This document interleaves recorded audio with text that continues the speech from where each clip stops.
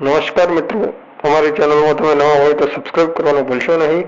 આપણે આજે GSSSB માટે પાવર પોઈન્ટ સ્લાઇડનો ટેસ્ટ મળશું, જેમાં સ્લાઇડ 1 ટાઇટલ સ્લાઇડ માટે ન્યૂ સ્લાઇડમાં જઈ અને ટાઇટલ સ્લાઇડ ઓપ્શન પસંદ કરો. તેમાં ફર્સ્ટ ટાઇટલ સ્લાઇડમાં ટાઇટલમાં લખવાનું છે આણંદ, તો આપણે તે પ્રમાણે આણંદ ટાઈપ કરી દઈશું.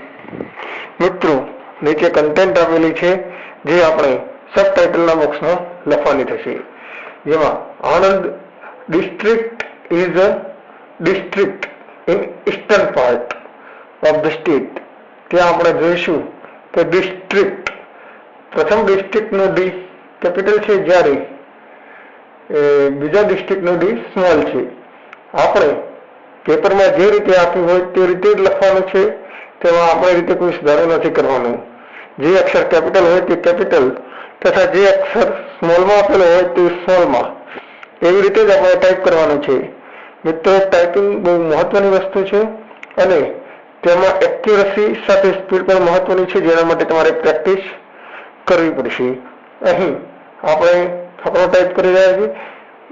મહત્વનો પાર્ટ ટાઈપિંગ જ છે, જેના માટે તમે જેટલી પણ વધારે પ્રેક્ટિસ કરશો તેટલી વધુ સ્પીડ આવશે.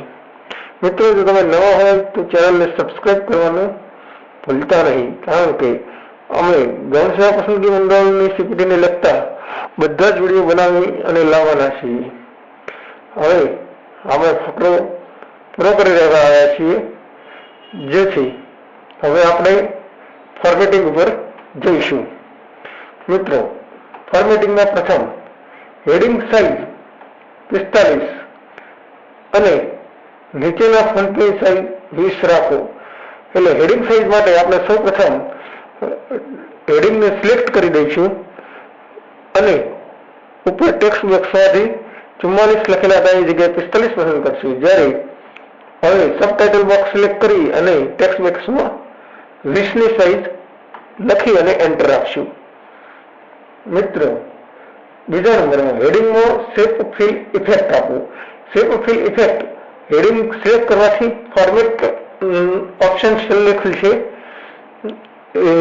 હેડિંગ સિલેક્ટ કર્યું અને છેલ્લે ફોર્મેટ ઓપ્શન ખુલ્યું, તેની અંદર જઈને શેપ ફિલ ઇફેક્ટ ઉપર ક્લિક કરશો એટલે preset, shadow, reflection, glow, soft edge, bevel, 3D rotation, આ રીતના શેપ ફિલ ઇફેક્ટ આવશે, જેમાં આપણે શેડો ઇફેક્ટ આપશું.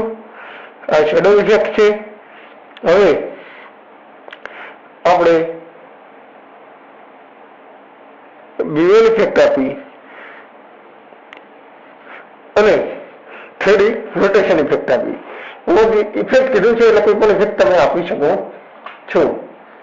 મિત્રો, ત્રીજા નંબરમાં બેકગ્રાઉન્ડમાં બ્લુ કલર આપો અને તેની ટ્રાન્સપરન્સી 70 રાખો. એના માટે આપણે ડિઝાઇનમાં જઈશું અને બેકગ્રાઉન્ડ સ્ટાઇલમાં જઈ અને આપણે ફોર્મેટ બેકગ્રાઉન્ડ ઓપ્શન ખોલી લઈશું. મિત્રો, અહીં કલરમાં જઈ અને તમે બ્લુ કલર પસંદ કરો, કલર બ્લુ, અને નીચે ટ્રાન્સપરન્સીનો ઓપ્શન આપેલો છે, ત્યાં 70% કહેલી છે, માટે 70% સિલેક્ટ કરી અને ક્લોઝ કરી દઈશું. મિત્રો, હવે આપણે બીજી સ્લાઇડ ઉપર જઈશું. તો બીજી સ્લાઇડ કમ્પેરિઝન લેઆઉટ પસંદ કરવાની કીધી છે. કમ્પેરિઝન લેઆઉટ પસંદ કરવા માટે આપણે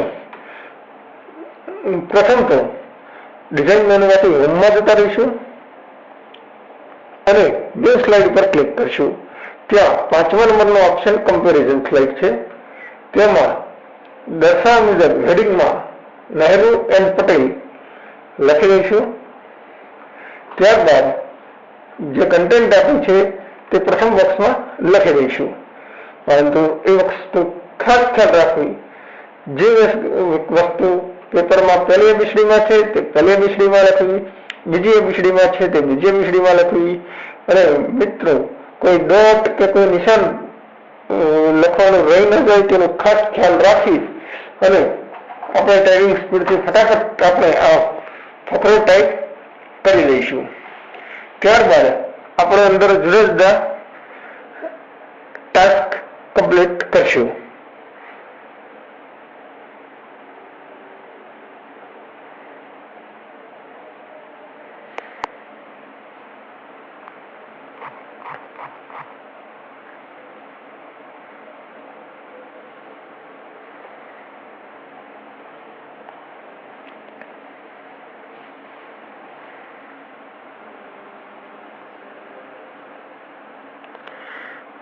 મિત્રો હવે આપણે ફકરો પૂરો કરવા આવ્યા છીએ, તેથી હવે આપણે ટાસ્ક એકવાર જોઈ લઈશું. તો બીજા કન્ટેન્ટમાં કમ્પ્યુટરનો ફોટો લાવવો, જે માટે આપણે ક્લિપ આર્ટમાં જઈ અને કમ્પ્યુટરનો ફોટો લાવી શકશું. ફ્રન્ટ મોનોટાઇપ કોર્સિવા રાખવા, હેડિંગ અને લખેલ માહિતી. આપણે ફ્રન્ટ સ્પેશિયલ હેડિંગ માટે નથી કીધા, માટે આપણે બંને માટે મોનોટાઇપ કોર્સિવા રાખવા પડશે. હવે બીજા કન્ટેન્ટમાં કમ્પ્યુટરનો ફોટો લાવવા માટે આપણે અંદર દર્શાવેલા ક્લિપ આર્ટ ઉપર ક્લિક કરશું અને ત્યાર બાદ બાજુમાં એક ક્લિપ આર્ટનો ઓપ્શન હશે, જેમાં કમ્પ્યુટર લખી અને તેને સર્ચ કરશું. તેથી આપણને કમ્પ્યુટરના ઘણા બધા ફોટો મળશે, જેમાંથી કોઈ પણ એક ફોટો આપણે લાવી દઈશું. મિત્રો હવે આપણે બીજા ઓપ્શન ઉપર જઈશું, જેમાં ફોન્ટ ટાઈપ મોનોટાઇપ કોર્સિવા, એટલે કે જેટલું પણ ટેક્સ્ટ લખેલું છે તેના માટે મોનોટાઇપ કોર્સિવા અને હેડિંગ માટે સાઇઝ 30. હવે આપણે ટેક્સ્ટ બોક્સમાં જઈ અને મોનોટાઇપ કોર્સિવા ટાઈપ કરી દઈશું, એટલે આપણે ગોતવામાં વધારે તકલીફ ના પડે. મોનોટાઇપ કોર્સિવા લખી દીધું અને બાજુમાં ફોન્ટ સાઇઝ 44 લખી છે, તેના ઉપર સિલેક્ટ કરી અને 45 કરી દઈશું.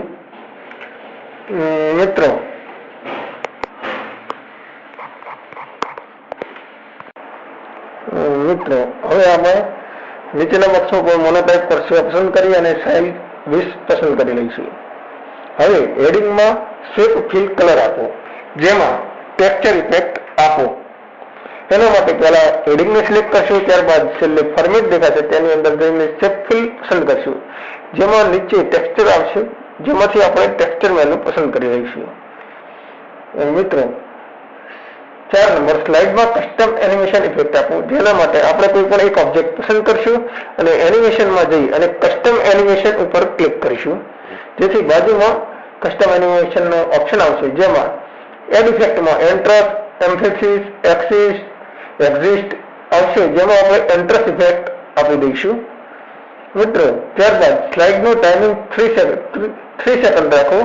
તેના માટે આ નીચેના ભાગે જોઈ શકો છો કે ઓટોમેટિકલી આફ્ટર, એમાં તમે 3 નોટ લખશો એટલે ઓટોમેટિક 3 સેકન્ડનો ટાઈમ લઈ લઈશું. હવે બધી જ સ્લાઇડમાં સ્લાઇડ નંબર આપો અને ફૂટરમાં વલ્લભભાઈ પટેલ લખો. એટલે કે આપણે કોઈ વસ્તુ ઇન્સર્ટ કરાવવાની છે, તો આપણે ઇન્સર્ટમાં જઈશું અને સ્લાઇડ નંબર પર ક્લિક કરશું. સ્લાઇડ ઉપર જઈ અને સ્લાઇડ નંબર તથા ફૂટરની અંદર વલ્લભભાઈ પટેલ લખી દઈશું અને બધી જ સ્લાઇડમાં લેવાનું હોવાથી એપ્લાય ટુ ઓલ આપી દઈશું. હવે આ બીજા નંબરની સ્લાઇડ ને પહેલા નંબરની સ્લાઇડ બંનેની નીચે વલ્લભભાઈ પટેલ અને સ્લાઇડ નંબર લખીને આવી ગયું છે. હવે બધી સ્લાઇડમાં ટ્રાન્ઝિસ્ટ ઇફેક્ટ આપવો, તેના માટે આપણે હવે એનિમેશનમાં જઈશું અને પ્રથમ સ્લાઇડમાં ટ્રાન્ઝિસ્ટ ઇફેક્ટ આપશું. બાદમાં બીજી સાઈડમાં પણ ટ્રાન્ઝિસ્ટ ઇફેક્ટ આપી દઈશું. હવે આપણે સ્લાઇડ શો ઓપ્શનમાં જઈશું અને સ્લાઇડ શો કરી અને જોઈ લઈશું.